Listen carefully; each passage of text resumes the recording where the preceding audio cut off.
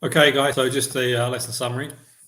So we're going to look at learning, doing lesson summary on learning. So last lesson we looked at memory. Now we're going to sort of look at learning. So by the end of this lesson, we're going to do a summary on discuss the ways in which memories are constructed and organized, discuss the limitation of human memory and covering subjects such as eyewitness testimony, false memories, memory distortions, suggestibility, and the Deese-Roediger-McDermott DRM effect, and discuss techniques that can be used to improve memory, such as mnemonic strategies.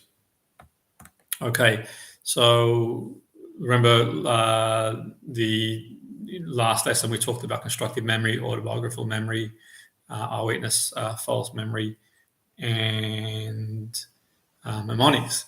And we're going to sort of summarize some of those sort of concepts. So memory, in some ways, we have an unlimited capacity for memory. For example, an elderly person can often remember events from their youth. Furthermore, there does not seem to be a hard limit for amount that we can store in a long-term memory, like we see with memory cards on hard drives, so to speak. So memory, having said that, almost everyone forgets things sometimes. Only a very small number of people have what is known as highly superior autobiographical memory, and which is near perfect memory, according to Laporte et al. 2012. These people can recount personal events with a much higher degree of accuracy than most, and can often do so for long periods of times in their lives. However, it is debatable if having a superior memory is a blessing or a curse, since we all have things that we would rather forget. So it's okay. So is it a blessing or a curse to be able to recount things from many years almost accurately? So that's sort of debatable. Another story for another day. So just sort of reflecting on things a little bit from last lesson. Takes a moment to reflect on operant conditioning, latent learning. Just have a moment to think about that. And the lesson summary is also on YouTube too. What you learned about operant conditioning, what you learned about latent conditioning. Just take a moment to write that down, and maybe a time you experience operant conditioning or latent learning in the past week.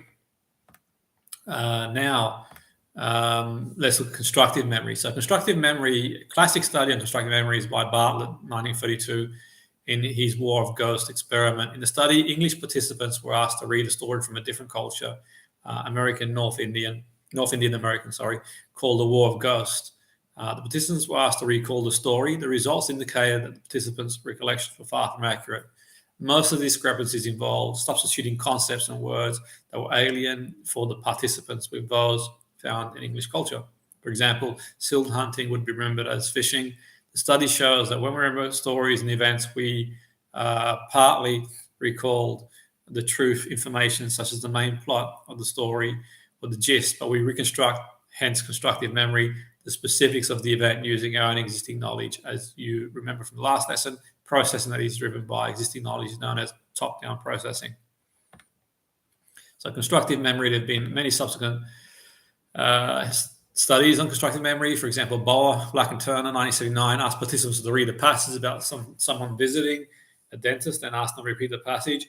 Unlike the Bartlett 1932 study, where participants replaced cultural unfamiliar information, many of Boer's participants wrote down things that would occur normally in a dentist visit, but which were not actually included in the original passage, such as checking in at the reception. The further demonstrates that when we recall events, we do not rely solely on what we remembered from an event, but instead fill in the gaps using our existing knowledge of the event. So on that note, finally, Brewer and Trains, 1981, conducted an office study that involved asking participants to sit in an office waiting room. Each of them was brought into another room, the experiment room. They were asked to write down what they remembered from the office. Many wrote down books, even though there were no books in the office that they just been in. So once again, participants filled in the gaps using their existing knowledge of what an office already had. Or at least they thought what an office already had. So now we'll sort of touch on schemas and scripts. So schemas and scripts. Schemas or schemata, plural of schema and scripts, are two important instruments that we use to fill in gaps in our memory recall. We will define these a little bit later on. So Brewer and Trains, 81, used the concept on anyone of schemas to explain the books that participants falsely recalled in the office study, whereas in Bauer et al.'s 1979 study, the researchers used the concept of scripts to explain extra information the participants recall. Therefore, both of these concepts have been used by cognitive researchers to explain how we recall events. However, there are important differences between the two. So schema represents information schema represents information for our general knowledge of something. For example, we know that offices have books, desks, computers, etc.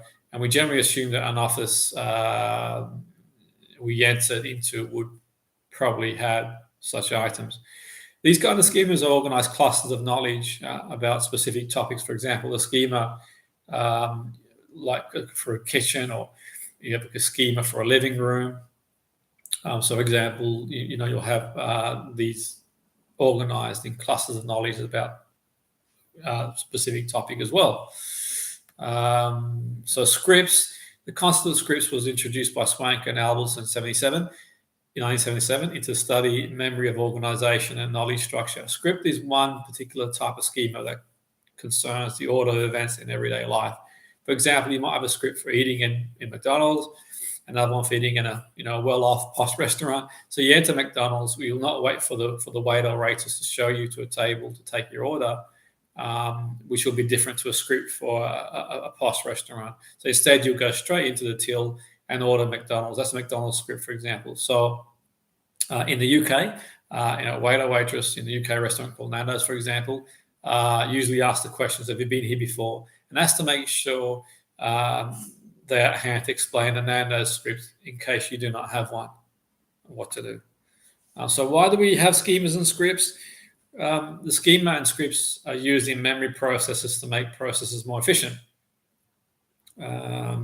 especially when using schemas and scripts. We only need to remember what is out of the ordinary, such as exceptions. For example, the one time that McDonald's run out of French fries and therefore you could not have them, you need to deviate from the script and engage in a less efficient, more complex processing. Otherwise, we can assume that we have French fries every time and get away with easy, efficient processing. As another example, imagine you were going into an office where you expected computers and they have typewriters on their desk. You would need to deviate from the script in that situation too. So think about it. Schemas and scripts are very individual and depend on our life experience and knowledge. They can also be culturally defined. For example, different cultures might have different scripts for weddings. Can you think of an example where you've been in a situation that is not compatible with your existing script for a situation, and so you've had to readjust? So think for a moment, a time when you've had to, an example where you've been in a situation that is not compatible with the existing script, and you've had to readjust. So one of the most common situations it could be when you've been abroad on holiday for business. Quite often being in another country will mean your scripts will not match up with those of local culture. As such, you can no longer rely on your script's existing knowledge and memories of the situation. To run an autopilot, you'll have to work things out as you go along. So you might have come up with another situation altogether. So a moment to think about that. Maybe you've been abroad, holiday, business, and you've got sort of a script that you use and doesn't match up with what, that's one example of many. Okay, so now we'll look at autobiographical memory. So autobiographical memory is memory for the events of one's life. So Conway and Rubin, 1993, discussed autobiographical memory as one kind of episodic memory, a memory of events which ties into specific life events of personal significance. Researchers discovered that autobiographical memory has three main features in their research: recency, reminiscence bump, childhood amnesia. So recency, this feature of autobiographical memory is quite simple. Specifically, people tend to do better at recalling things that happened to them recently compared to things that happened to them a long time ago. The reminiscence bump, Bernstein and Rubin 204 show that the most memorable, emotionally positive life events such as graduation, first employment, marriage, childbirth tend to happen to participants between the age of 15 and 25.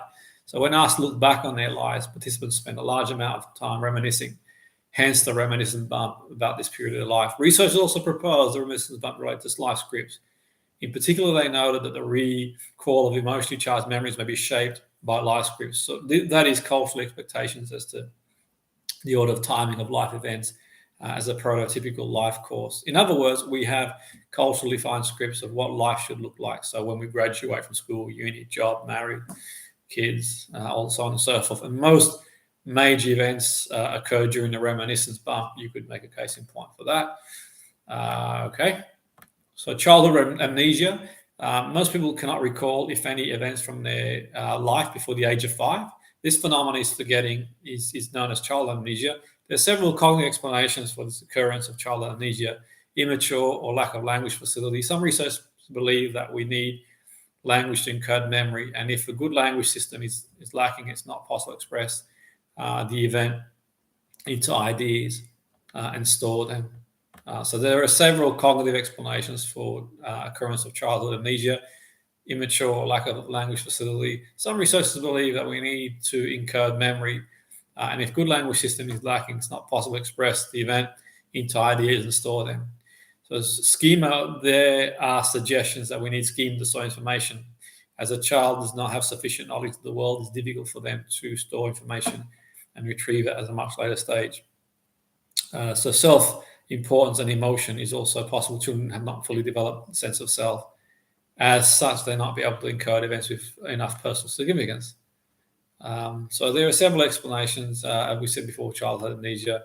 So think for a moment now, look at some of we'll have a bit of a task. So if you write the major events of your own life up to this point, it may be in a little notebook. So think about, your own events. Do you have a reminiscence bump between 15, 25?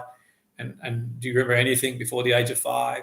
So try writing another few sentences on what the plan even is for the rest of your life. So this might especially be appropriate if you're younger than 25. And see if there's any pattern that emerges, please.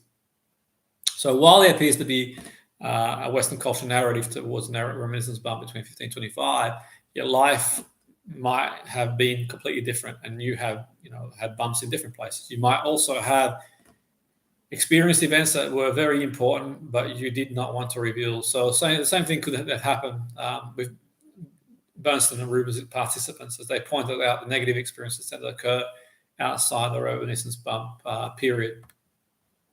So now we'll sort of touch on some eyewitness and false memory. So far, we've looked at several examples of how human memory can be unreliable. However, human memory is often the most important piece of evidence in court cases and can change people's lives. So we sort of talked about eyewitness memories, and to what extent. And like we discussed the video, the Elizabeth Loftus is one of the most prominent psychologists in the field of eyewitness memories and false memories, and has frequently acted as an expert witness in US court. So to reflect on the TED video, if you're happy to sort of watch that, it's on the slide and it kind of Loftus outlines the dangers of false memories, particularly in sort of court case settings. So that's something, if you want to watch this in the slide, the link. If the video doesn't work for you, then perhaps we can arrange an alternative video for you. So memory distortions. Loftus and Palmer investigated how use of language in questioning might affect the participants' remembered an event. In their study, participants were shown a video of a car crash, and they were questions about the speed of the car in the video. The researchers changed the wording of the question and put the participants in 5 groups, and each were asked one of 5 questions they studied, and based on the questions,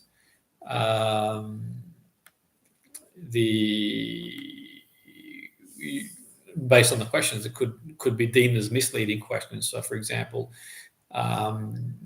Loftus and Palmer in the study 74 turned their attention to leading questions and how they can affect memory over long periods of time. Specifically, in their second experiments, the participants were shown the same video and then asked the following questions, once for each group, before being brought back a week later with another question. So group 1 asked, how fast were the cars going when they smashed into each other?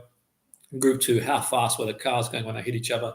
Group 3 was a control group, no question on speed. And group 1, after a week, did you see any broken glass? They were asked. So the question after a week was, did you see any broken glass? And the video did not show any broken glass.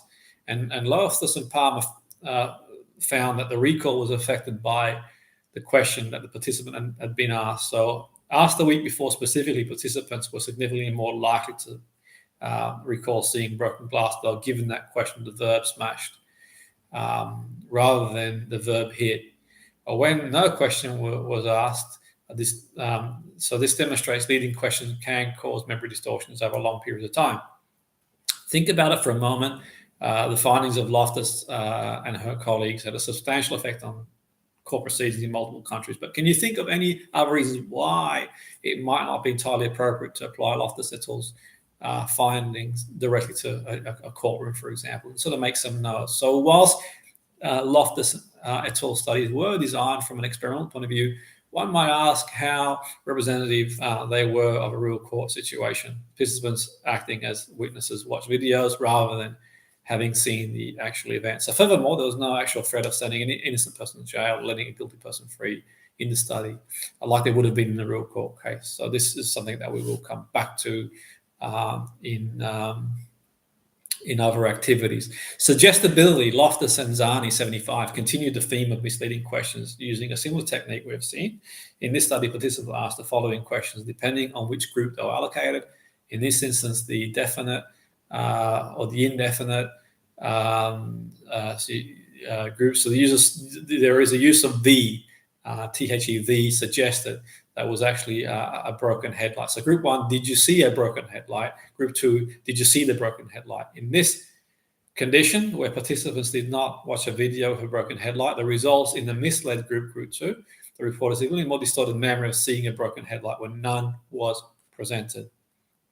The DRM effect, another classical study on false memories, Deese-Roediger-McDermott, DRM effect. The following, we watched a short video of that. So if you get a chance to watch it again, and some of the slides as well. As you remember, and like we've seen in the video previously, DRM effect is when you falsely remember something because the presence of associated words in the concepts of memories. For example, remembering word fruit hadn't been said because you heard the word apple, orange being said. And the experiment work was corroborated, the DRM effect. For example, one study, a list of words represented participants in a randomized order. They candy, sour, sugar, bitter, good, tooth, nice, honey, soda, chocolate, heart, cake, eat, pie, bed, rest, awake, tired, wake, blanket, doze, slumber, snore, pillow, peace, yawn, drowsy.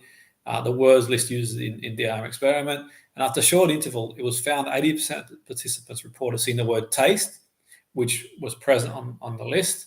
However, 84% of participants also saw the word sweet on the list, which was not present. Therefore, the study generated a false memories. This technique has been developed by Deese 1959 and Roediger-McDermott 95, known as the DRM effect. So the DRM effect works on semantically related words, i.e.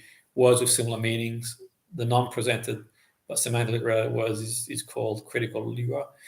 We could have mistakenly remembered the false word when we were reading stories, storing the words, encoding when retrieving. We are retrieving words later on, remembering. So we might have generated the word sweet and tried to memorize the words relating to taste, called encoding. Or we might have constructed the memory of seeing the word sweet, a retrieval. Different taste words would have been closely represented in the schema of taste. So try creating your own exercise, DRM effect. Specifically write down a short story or a couple of paragraphs at most in a notebook that mention a series of objects that all fit within a certain theme. Then make up a list of times that you would ask participants and see if they would likely to cause them to fall prey to the DRM effect. So just something to do. So to be effective, your word list should be items that were not actually mentioned in your story, but would thematically relate to items in your story. For example, adding a cactus in the list when your story is about desert and mention several other common items found in the desert, even though you didn't mention a cactus in the story. Mnemonics. After discussing pitfalls of human memory, we can now turn to the optimistic topic, how we can improve memory. So specifically, look at the simple technique of mnemonics. Mnemonics are cognitive strategies to improve memory. So the common ones are acronyms. You're sort of familiar with acronyms, for example. So like the acronym is widely used in the English-speaking world, where there's alphabetical system used. Acronym can call first-letter organizations where the first letter of each word is used in the meaningful, memorable word to aid memory. So, for example, the word ocean helps us remember the big 5 factors of personality: openness, experience, conscientiousness, extroversion, agreeableness, and neuroticism. You got acrostics, similar to acronyms. The first letter of each word is used to form a meaningful phrase of a sentence. instead of the word, say, of memory. The keyword method is a very popular and very much researched method in second language learning. It makes use of the fact remember images better than words. For example, learn the word mela, Italian for apple. We need to come up with a keyword which sounds similar to mela in English. So first, if English was our first language, so such as mail, as in like mail, posting. Then the most important part is to imagine a picture connecting the keyword mail with the meaning of the word apple. Okay, so now that you know that memory can or be easily distorted, many forensic psychologists have begun to work with the policy and military develop interview techniques that avoid leading questions and minimize the potential for memory distortion. This can be used also potentially to help traumatize witnesses to provide accurate information to interview even children, where it's applicable in that environment, in that setting, about events without leading answers to detect when the memories may have been distorted. Okay, so there's a number of topics, number of papers we've got on the topics as well. You can sort of skim through it in the slide. So just to summarize, memory is perhaps the area of research which cognitive psychology has most significantly contributed and has a lasting influence. And we've seen through cognitive psychology contributions to memory, research has had a wide-reaching real-world impact. In particular, we've seen how memories can be distorted by social and environmental factors. Fundamentally, memory is constructed during recall and is not simply played back perfect like a camera. We've also seen how memory can be improved by certain recall techniques, such as mnemonics. Some of these techniques might help you in your revision for the lesson itself. So finally, we looked at how research into memory is being used by law enforcement and enable witnesses to provide more accurate accounts of situations and memories. Overall, memory is one area in which cognitive psychology has a resounding impact. Okay, so just have a moment to think about what you've learned about constructive memory, autobiographical memory, eyewitness false memory, and mnemonics.